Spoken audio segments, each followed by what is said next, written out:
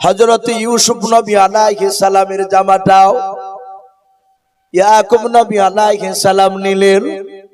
নেওয়ার পর জামাটা রক্ত মাখা জামাটা এইভাবে বাপজি নাকের গুড়িতে নিলেন। একটু শোনার পর হযরত ইয়াকুব নবী আলাইহিস সালাম ডাক দিয়ে বলেছিলেন, আব্বা আপনি জামাটা কেন নাকে দিয়ে শুনলেন? ইয়াকুব নবী বলেন, ওগো আমার ছেলেরাও, আমার মনে হয় এই জামাতে যে রক্তটা লেগে আছে রক্তটা আমার ইউসুফের শরীরের রক্ত না। বলুন সুবহানাল্লাহ। হযরত ইউসুফের বাপজি ভাইরা বলেছিল, আব্বা আপনি কেমন করে বুঝতে পারলেন এটা ইউসুফের রক্ত নাও? এটা কিসের রক্ত বলুন? বলে, বাবা এটা আমি দিব্যি শুনতে পাচ্ছি এই নাকের আগায়। শুনে নাও, এটা ছাগলের রক্ত, ইউসুফের রক্ত নাও। ছেলেরা বলেছিল, আব্বা আপনার মাথা খারাপ হয়েছে। বলে, কেন বাবা? বলে, বাবা ইউসুফের রক্তকে আপনি ছাগলের রক্ত বলছেন, আপনার মাথা ঠিক না, চিন্তা করবেন না। ইউসুফ নবীর আব্বা ডাক দিয়ে বলেন, বাবা এটা ইউসুফের রক্ত না, কেমন করে জানতে পারলাম? তোমরা জানো না? বলে, না না, কিতাবে পাওয়া যায় ইউসুফের তখন বাপজি বয়স ছিল মাত্র 4 বছর। ক বছর? 4 বছর। ইউসুফ পাড়াতে খেলাধুলা করতে গিয়ে বাবা ইউসুফের পড়ে গিয়ে হাত বাপজি আপনার আঙুলটা কেটে গিয়েছিল। ইউসুফ আঙুল কাটা রক্ত মাখ রক্ত বেরোনো আঙুলটা নিয়েও কাঁদতে কাঁদতে এসে বলেছিল, আব্বা এই দেখেন আমার আঙুলটা কেটে গিয়েছে। ও বাপজি ভাইয়েরাও দেখবেন আমাদের ঘরের সন্তানরা অনেকে সাইকেল চড়তে গিয়ে বাপজি পড়ে যায়, অনেকে দৌড়াতে গিয়ে উচট লেগে পড়ে যায়। যখন দেখবেন বাচ্চা ছেলে পড়ে যায়, পড়ে গিয়ে বাপজি ডান দিকে বাম দিকে চারিদিকে তাকে দেখে কোনো মানুষ তাকে পড়া দেখেছে কিনা। যদি কোনো মানুষ বাপজি তাকে দেখতে না পায় দেখবেন বাচ্চাটা কাঁদবে না, অমনি চট করে উঠে বাপজি চলে যাবে। আর যদি কোনো মানুষ বাবা যদি দেখে নাই দেখবেন বাচ্চাটা বাপজি উঠবে না, শুধু কাঁদবে। মানুষরা যতক্ষণ পর্যন্ত দৌড়ে গিয়ে না বলবে, বাবা তোমার কিছু হয় না, তুমি কেঁদো না বাবা, ভালো হয়ে যাবা, তারপরে দেখবেন বাচ্চাটা কান্না বন্ধ করে। হযরত ইয়াকুব নবী ডাক দিয়ে বলেছিলেন, ওগো আমার ছেলেরা, ইউসুফ নবীর হাতখানা যখন 4 বছর বয়সে আঙুলটা কেটে গিয়েছিল, ইউসুফ এসে বলেন, আব্বা আমার আঙুলখানা কেটে গিয়েছে। ওগো আমার ছেলেরা, আমার ইউসুফ ছেলের আঙুলখানা নিয়ে আমি মুখের গুড়িতে নিয়ে গিয়ে আমি ফু দিয়ে বলেছিলাম, বাবা তোমার আঙুলটা ভালো হয়ে যাবে।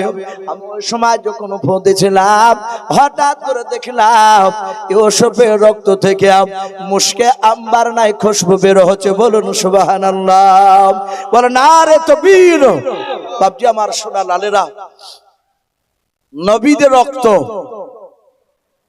সাধারণ মানুষের সঙ্গে বাপজি তুলনা করা যাবে না। নবীরে এত দামি। ইয়াকুব নবী বলেন, এই আমার ছেলেরাও, এটা যদি ইউসুফের যদি শরীরে রক্ত হতো তাহলে সেই দিনকার মতো মুশকে আম্বার নাই খুশবু আমি আজও পেতাম। বলুন সুবহানাল্লাহ। সম্মানিত ভাইরা আমার, বাবা জীবনেরা, ইউসুফ নবী আলাইহিস সালাম বাঘের পেটে যায়নি, তাই ইয়াকুব নবী সন্দেহ করলেন, বিশ্বাস করলেন না। ডাক দিয়ে বলেন, ওগো আমার ছেলে ইউসুফের ভাইয়েরাও, আমার মনে হয় ইউসুফকে তোমরা কোথায় লুকিয়ে রেখে এসেছো, কোন জায়গায় লুকিয়েছো, তাড়াতাড়ি বলো। এরা বারবার বলছে, আব্বা সত্যি ইউসুফকে বাঘে খেয়ে নিয়েছে। ইয়াকুব নবী আলাইহিস সালাম জামাটা এইভাবে বাপজি শাট করতে লাগলেন, এভাবে চারিদিকে তাকাচ্ছে। ডাক দিয়ে বলেন, বাবা আমার মনে হয় ইউসুফকে যে বাঘটায় খেয়েছিল ওই বাঘটা বুঝি শিক্ষিত বাঘ। বাবা এরা বলছে, আব্বা আপনি শিক্ষিত কথা বলছেন কেন? বাঘ কোনোদিন শিক্ষিত হয়? আমার মনে হচ্ছে ইউসুফকে যে বাঘটায় খেয়েছে এ মূর্খ বাঘ না, এ শিক্ষিত বাঘ। বলে, কেন? বলে, আমার ইউসুফকে যে বাঘে খেয়েছে বলছো, কই জামাটা তো কই ছিঁড়া দেখতে পাচ্ছি না।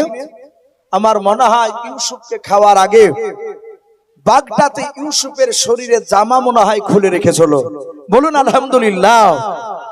একদম পুরা বুঝতে পেরেছে ইউসুফের ভাইরাও, আমরা যে চক্রান্ত করছি, মিথ্যা কথা বলছে আমার পয়গম্বর আব্বা, উনি টের পেয়ে গিয়েছে। বলুন সুবহানাল্লাহ। কিন্তু বাবা এরা মিথ্যা কথার উপর অটুট হয়ে থাকলো। ইউসুফের ভাইরা তারা কাঁদতে লাগলো। বাপজি একবার মহব্বত দুরূদ পড়ি, আল্লাহুম্মা সাল্লি আলা।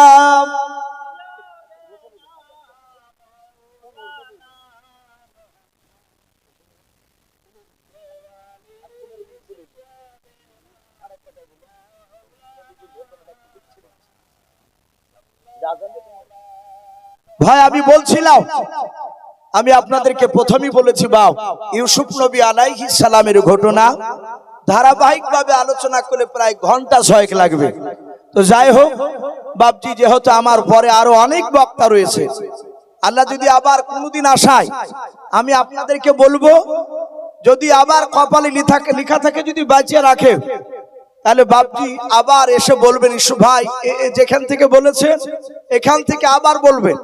আমাকে আপনার সানাউল ভাই নাকি শাইনুল ভাই, উনি বারবার করে বলেছেন ভাই বিশ্ব নবী একটু লাশ চুরির ব্যাপারে কথা একটু বলবেন।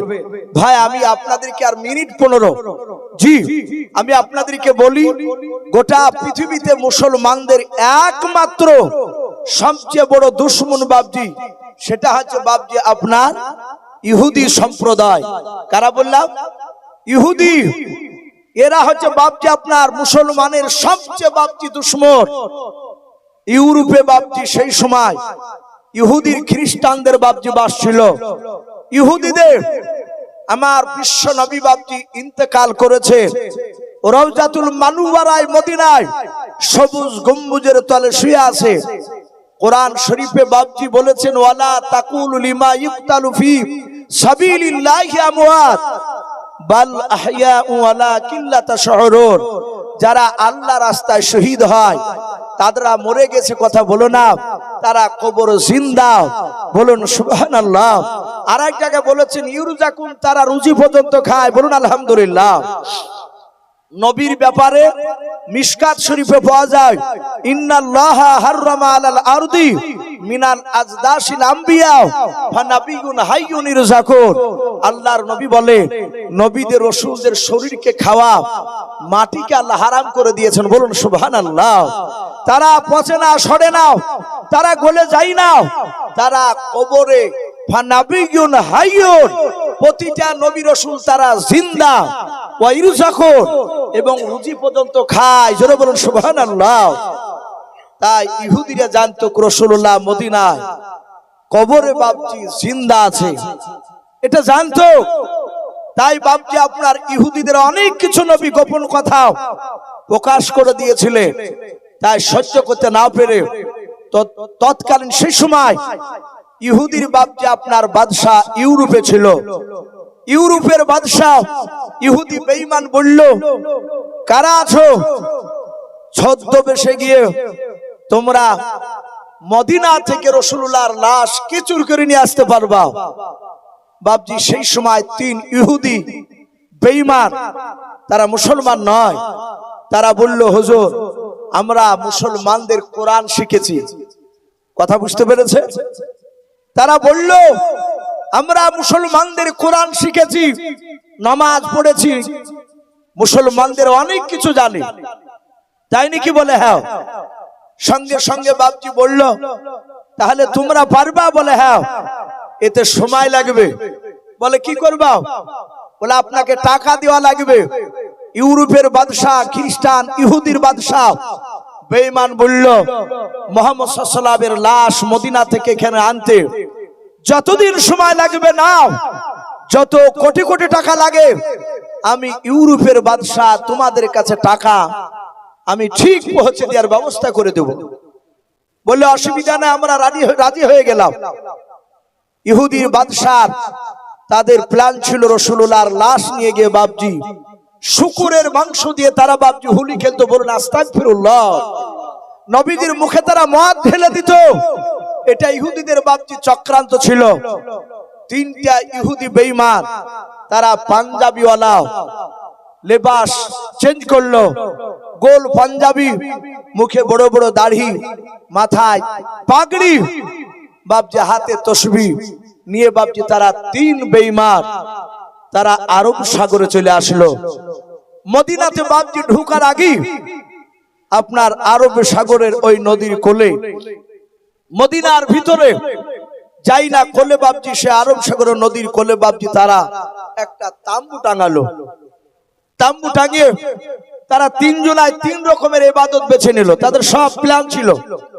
তারা আলোচনা করে বলল, একজন ভাই আমি সারা দিন কোরআন পড়বো এই ঘরের ভিতরে। বলে আমি কি করব? বলে তুই সারা দিন দাঁড়িয়ে নামাজ পড়বি।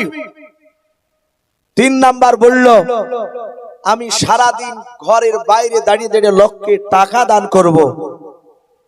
লোকেরা দেখবে যে এরা দানশীল, এরা পরেশগার, এরা আল্লাহওয়ালা।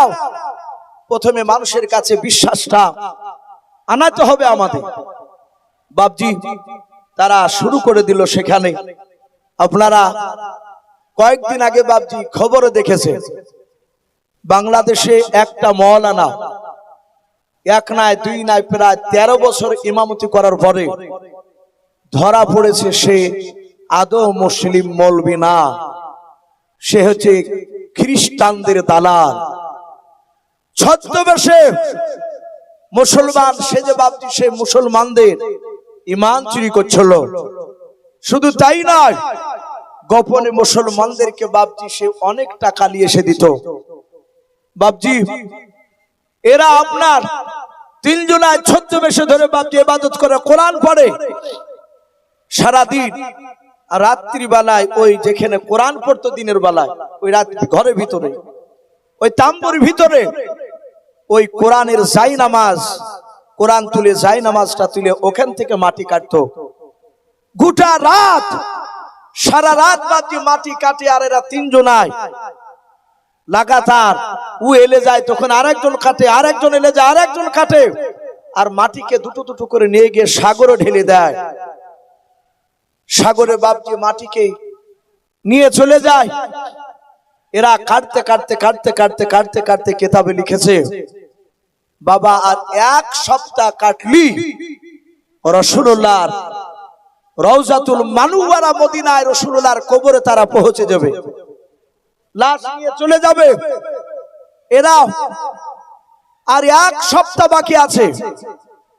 তৎকালীন সেই সময় এরা তিন ইহুদি বেঈমান যে বাপজি মাটি কেটে রাসূলুল্লাহ লাশ চুরি করতে এসেছিল, ওই সময় বাদশা ছিল মদিনার, বাদশা নুরউদ্দিন রহমাতুল্লাহ আলাইহি। বলুন সুবহানাল্লাহ।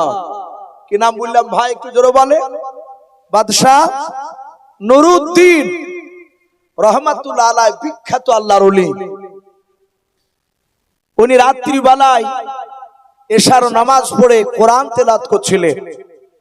কোরআন তেলাওয়াত করে বেশ একটু গভীর রাত হয়েছে, উনি তাহাজ্জুদ নামাজে দাঁড়িয়েছে। যারা আল্লাহর ওলি হবে তারা বাপজি তাহাজ্জুদ না পড়ে থাকতে পারবে না। বলুন সুবহানাল্লাহ। তারা গোটা রাত কাঁদবে আল্লাহ দরবারে। ওলি হওয়া অত সহজ নয়। হযরতে বাদশা নুরউদ্দিন রহমাতুল্লাহ আলাইহি উনি তাহাজ্জুদের নামাজ পড়ে যাই নামাজের মুসাল্লায় একটু কাজ হয়ে বাপজি চোখটা এঁটে এসেছে, একটু নিদ্রা ঘুম চলে এসেছে। হঠাৎ করে বাবা আপনার আমার নবী জনাবে মুহাম্মদ রাসূলুল্লাহ সাল্লাল্লাহু তাআলা আলাইহি ওয়াসাল্লাম, নবী আমার বাদশা নুরউদ্দিনকে স্বপ্নের মাধ্যমে বলে, ও বাদশা নুরউদ্দিন, তিনজন মানুষ মদিনার বাহির থেকে এসে মদিনায় প্রকাশ ভাব যে তখনও বলে নাই, শুধু বলে, ও বাদশা নুরউদ্দিন, তিনটা মানুষ আমাকে মদিনায় কষ্ট দিতে এসেছে, তুমি তাড়াতাড়ি তাদের তিনজনাকে ধরে নাও। বাদশা নুরউদ্দিনের ঘুম ভেঙে গেল, কাউকে বাপজি কিছু বলল না। ওযু করে এসে আবার তাহাজ্জুদ নামাজে দাঁড়িয়ে গেল। সেদিন বাপজি সকাল হলো, ফজরের বাপজি নামাজ পড়লেন। সারাদিন বাদশাহ নুরউদ্দিনকে বাপজি ভালো লাগে না। কি ব্যাপার, হঠাৎ বিশ্ব নবীকে আমাকে দেখা দিলেন। ও বাপজি ভাইরা, যারা নবীকে দেখতে পায় তারা জান্নাতি না জাহান্নামী কথা বলে? তারা জান্নাতি হবে, তারা আল্লাহর ওলি হয়ে যাবেন। কোন বিড়িখোর যদি নবীকে দেখে, ওই ব্যক্তি বাপজি নবীকে দেখার পর আর বিড়ি খেতে পারবে না। কোন মদখোর যদি নবীকে দেখে, বাবা আল্লাহর নবীকে মদখোর দেখে নিলাম, আর মৃত্যু পর্যন্ত মদখোর বাপজি মদ খেতে পারবে না। তার চালচলন সব নবীওয়ালা হয়ে যাবে। বলুন সুবহানাল্লাহ। তার চরিত্র পাল্টে যাবে। অনেক ভন্ডা লোক আছে, বিড়িতে টান মারে, আবার বলে যে আমি নবীকে 3 বার দেখেছি। কত বড় বেয়াদব! কখনোই না জানবেন ওরা পাকা ভন্ডা। নবীকে যারা দেখবে তারা কোনো দুর্গন্ধ জিনিস, ইবাদতের কষ্ট হবে, সব জিনিস বাপজি তারা খাবে না। তার পা থেকে মাথা পর্যন্ত সব জায়গায় রাসূলুল্লাহর সুন্নাত জিন্দা দেখা যাবে। বলুন সুবহানাল্লাহ। বাদশাহ নুরউদ্দিন আবার রাত্রিবেলায় শুয়েছে ওই জায়নামাজের মুসাল্লায়। আবার রাসূল বলছেন, বাদশাহ নুরউদ্দিন আমাকে কষ্ট দিতে এসেছে 3 জন, সাবধান হয়ে যাও, ওদেরকে ধরো। আবার ঘুম ভেঙে গেল, কাউকে কিছু বলে নাই। সেদিন আবার রাত্রি শেষে বাপজি দিন চলে গেল। তৃতীয় দিন বাপজি আবার বাদশাহ নুরউদ্দিন রাত্রি বেলায় তাহাজ্জুদ নামাজ পড়ে বাপজি আবার যায় নামাজে, বাপজি একটু কাত হয়েছে, চোখটা এটে এসেছে। আমার বিশ্বনবী আবার এসে হাজির। বলুন আলহামদুলিল্লাহ। বাদশাহ নুরউদ্দিনকে আল্লাহর নবীজি ডাক দিয়ে বলেছিলেন, ও বাদশাহ নুরউদ্দিন, তুমি তাদেরকে এখনো চিনতে পারো নাই। এই বাদশাহ নুরউদ্দিন, এই দেখো 3 জন মানুষের চেহারা। আল্লাহর নবীজি ওই 3 জন বেঈমান ইহুদির বাবা। মাথার ছবিগুলো, মুখের চেহারাগুলো বাপজি এভাবে ধরে ধরে বাদশাহ নুরউদ্দিনকে দেখালেন। ডাক দিয়ে বলে, ওগো বাদশাহ নুরউদ্দিন, এরা আমাকে কষ্ট দিতে এসেছে। আর বাদশাহ নুরউদ্দিন, তুমি এদের 3 জনাকে তুমি ধরো, উপযুক্ত শাস্তি দাও। বাদশাহ নুরউদ্দিনের বাপজি ঘুমটা ভেঙে গেল, নবী অদৃশ্য হয়ে গেলেন। স্বপ্নে আর দেখতে পেল না। বাদশাহ নুরউদ্দিন চিন্তা করলেন আর ঘুমিয়ে থাকা যাবে না। ওই রাত্রি বানাই রে বাবা, বাদশাহ নুরউদ্দিনের বাপজি যে আপনার মন্ত্রী ছিল, তার নাম কিতাবে পাওয়া যায় জালালউদ্দিন মৌসুমী রহমাতুল্লাহ আলাইহি। উনিও বুজুর্গ। ওই রাত্রিবেলা বাদশাহ নুরউদ্দিন আর বাড়িতে নামাজে দাঁড়ালেন না, তাড়াতাড়ি ওযু করে ঘোড়ায় চেপে বাপজি ছুটতে লাগলেন। কোথায়? তার মন্ত্রী জালালউদ্দিন মৌসুমীর এলাকায়। উনিও বাপজি মসজিদে নামাজে গিয়েছেন, ফজরের টাইম হয়ে গিয়েছে। বাদশাহ জালালউদ্দিন মৌসুমী রহমাতুল্লাহ আলাইহির কাছে গিয়েছেন, দেখছেন উনি ইমাম হয়ে নামাজ পড়াচ্ছেন মসজিদে। বাদশাহ নুরউদ্দিন তাড়াতাড়ি 2 রাকাত ফজরের সুন্নাত পড়ে ডান দিকে বাপজি কাতারে দাঁড়িয়ে ইক্তাদা দিয়ে নামাজে দাঁড়িয়ে গিয়েছে। কার পেছনে? তার মন্ত্রী জালালউদ্দিন মৌসুমীর পেছনে। যাহাতে বাপজি ডান দিকে সালাম ফিরে তাকাচ্ছে, দেখছেন এই তো সেই মদিনার বিখ্যাত বাদশাহ নুরউদ্দিন। কি ব্যাপার, আমার নামাজে মসজিদে কেন? বাম দিকে সালাম ফিরে চট করে বাপজি দাঁড়িয়ে গেলে। বাদশাহ নুরউদ্দিন সালাম ফিরেছিলেন, বললেন, হুজুর আপনি তো আসবেন, একটু বলেননি কেন? ফজরের নামাজটা আপনাকে পড়াতে দিতাম, আপনার পিছনে আমি পড়তাম। বাদশাহ নুরউদ্দিন বললেন, জালালউদ্দিন মৌসুমী ভাই, এখানে বলা যাবে না, অনেক লোক আছে, একটু পার্সোনাল ঘরে চলো। আড়ানি নিয়ে গেলে বললেন, বাদশাহ নুরউদ্দিন, হে জালালউদ্দিন মৌসুমী ভাই, বিশ্ব নবী আমাকে 3 দিন স্বপ্নে এই কথা বললেন, 2 দিন এই কথা বলল, আর আজ আমাকে 3টা মানুষের চেহারা দেখিয়েছে। এরা নাকি রাসূলকে কষ্ট দিতে এসেছে। জালালউদ্দিন মৌসুমী তিনি অত্যন্ত মেধা ছিল, খুব বুদ্ধিজীবী। বলেন বাদশাহ আপনি ভুল করেছেন, প্রথম দিন কেন আপনি আসেন নাই? চলুন এক্ষুনি স্টাফ আমাদেরকে নিতে হবে। বলে কি করতে হবে? বলে আপনি এক্ষুনি প্রচার করে দেন মদিনাতে যারা বাহিরকার মানুষ চলে এসেছে, একটা মানুষ যেন তারা বাদশাহ নুরউদ্দিনের বিনা অনুমতি ছাড়াও বেরোতে না পারে। অর্থাৎ আগামী শুক্রবার পর্যন্ত কেউ বেরোতে পারবে না। আর বাহির থেকে কোন লোক এক সপ্তাহের মধ্যে শুক্রবারের মধ্যে কেউ ঢুকতে পারবে না। যারা ঢুকে গেছে তারা বেরোতে পারবে না, নতুন কেউ ঢুকতে পারবে না। বাদশাহ নুরউদ্দিন 60,000 সৈন্য নিয়ে গোটা মদিনাকে বাবজি ঘেরাও করে নিলেন। বলুন সুবহানাল্লাহ। ঘেরাও করে নিয়েছে যে দেখবা কোন লোক বাহিরকার ঢুকতে না পারে, আর বাহিরকার লোক যারা ঢুকে আছে এরা পালাতে না পারে। জালালউদ্দিন মৌসুমী বললেন বাদশাহ আপনি একটা খানার আয়োজন করো, আপনি গেটে বসবেন আর গোটা মদিনার লোককে আপনি দাওয়াত দিয়ে দেন, সবাই খেতে আসো। আর আপনি মনে মনে ওই চেহারার সাথে মানুষগুলোকে খুঁজুন। বিরাট খানার আইটেম, সবাই গেল। বাদশাহ নুরউদ্দিন বাবজি তাকে থেকে দেখলো রাসূলুল্লাহ যে তিনজনকে দেখিয়েছে এদের তিনজনাকে একজনাকে দেখতে পাইনি। বাদশাহ নুরউদ্দিন পরে জুম্মার দিন জুম্মার নামাজ পড়ে মসজিদে ভাষণ দিতে গিয়ে বললেন কেউ কি বাকি আছে মদিনার কোন লোক আমার খানা খায়নি এরকম লোক আছে? হঠাৎ করে একটা লোক ডাক দিয়ে বলেছিল বাদশাহ নামদার তিনজন মানুষ আপনার খানাতে আসে নাই। বলুন সুবহানাল্লাহ। ডাক দিয়ে বলল তারা কোথাকার বলো? একটা যুবক ছেলে বলেছিল বাদশাহ ওদের দেখলাম আরব সাগরে একেবারে মদিনার কোলে যে সাগরটা রয়েছে ওই সাগরের কোলে তারা তাম্বু টাঙিয়ে আছে। আমি তাদেরকে খাওয়ার জন্য বললাম, তারা বলল আমরা কোনো বাদশার খাবার খাই না, খেলে আমাদের ইবাদত নষ্ট হয়ে যাবে। বাদশার খানা তো হয়তো হালাল খাবার নাও থাকতে পারে, কোন হারাম খাবার হয়তো মিশানো থাকতে পারে, আমরা খাবো না, ইবাদত আমরা নষ্ট করতে চাই না। বাদশাহ বলল যাও নিয়ে এসো ওদেরকে। সঙ্গে সঙ্গে মদিনার বুধবাবজি মসজিদের ভিতরে প্রায় 2-3 হাজার বাবজি বাদশার বিরোধিতা শুরু করে দিল। মানুষে ডাক দিয়ে বলল বাদশাহ ওরা পরেশগার লোক, আল্লাহওয়ালা লোক, আমরা দেখেছি সারাদিন একজনা টাকা দান করে আর একজন সারা রাত নাই সারাদিন ইবাদত করে, নামাজ পড়ে, আর একজন কোরআন পড়ে। এই বাদশাহ আপনি ওদেরকে ছেড়ে দেন, ওরা না খেলে কোনো অসুবিধা নাই, ওরা তো ভালো মানুষ। কিন্তু বাবা বাদশাহ নুরউদ্দিন বুঝতে পেরেছেন এরা আমার বিশ্ব নবীর দুশমন। বলুন সুবহানাল্লাহ।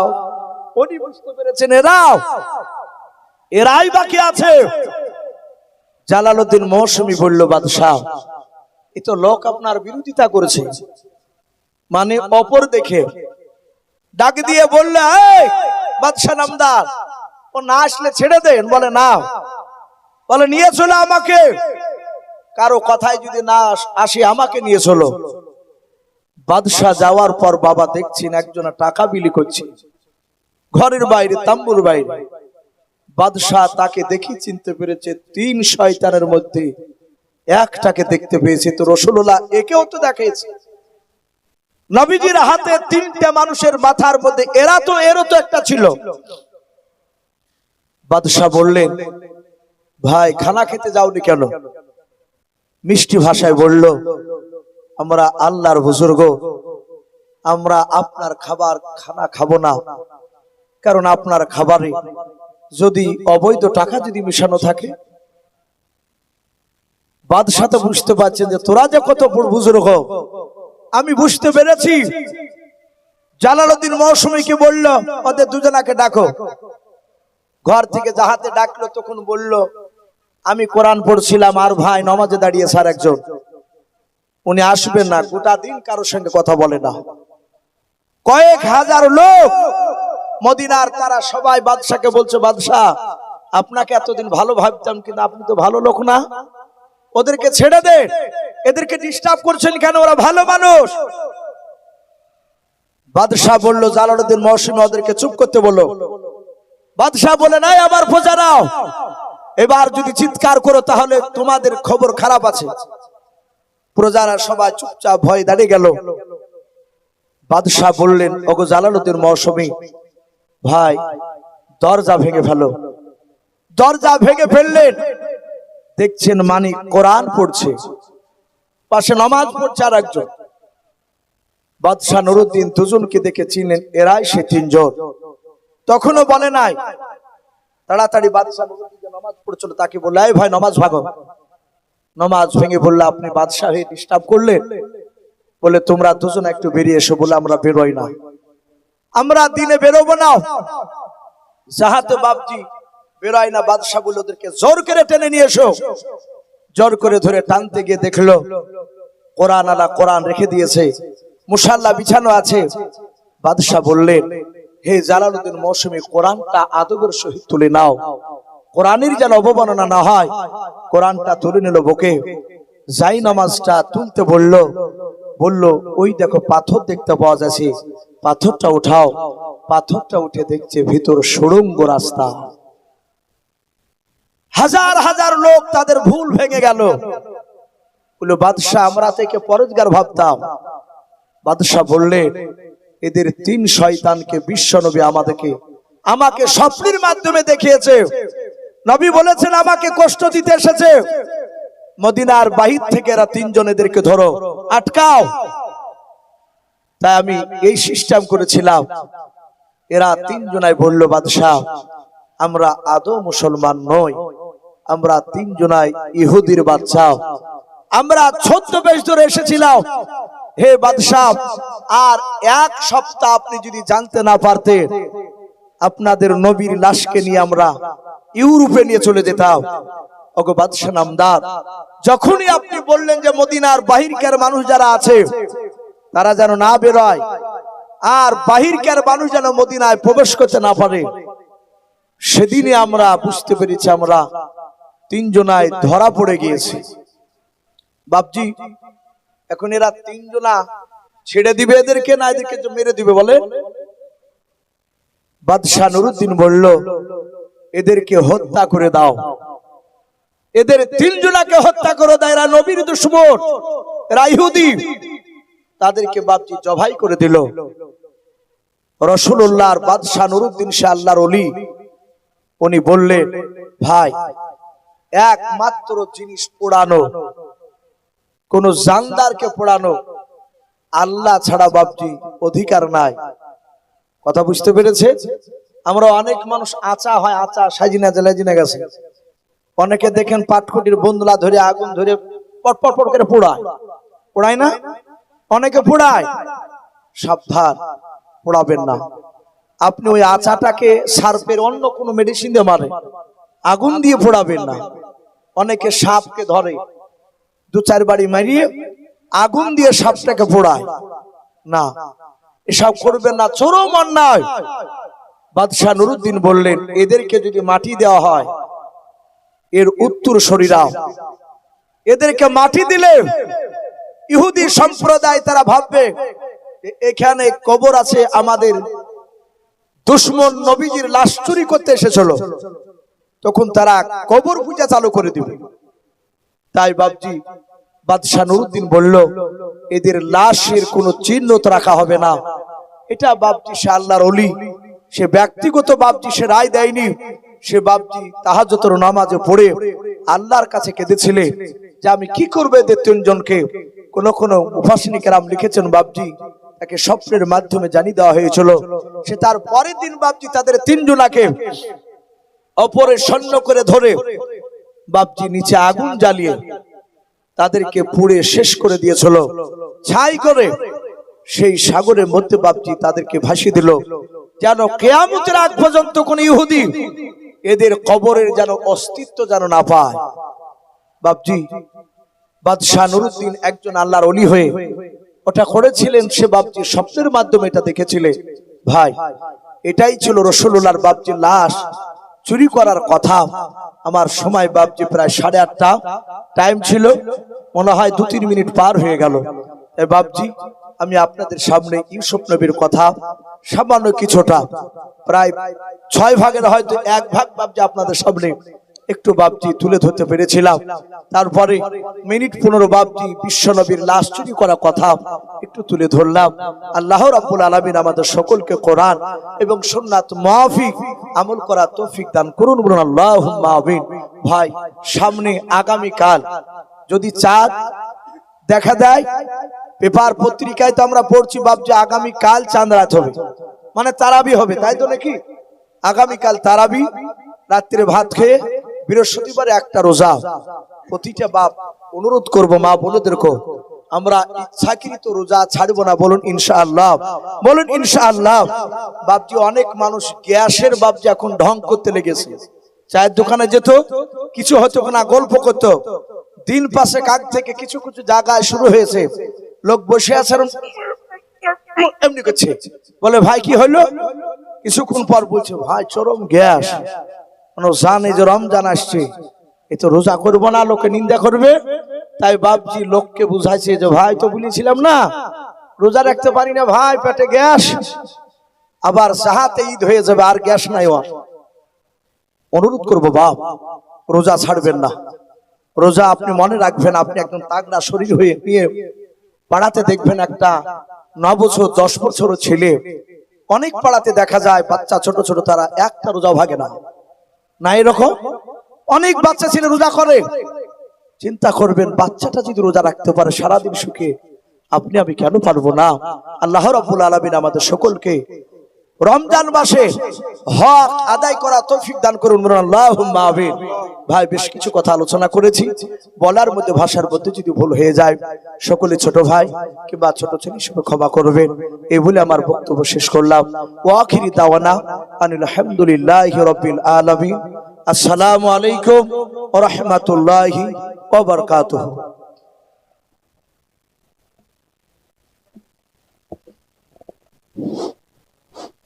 এইবারে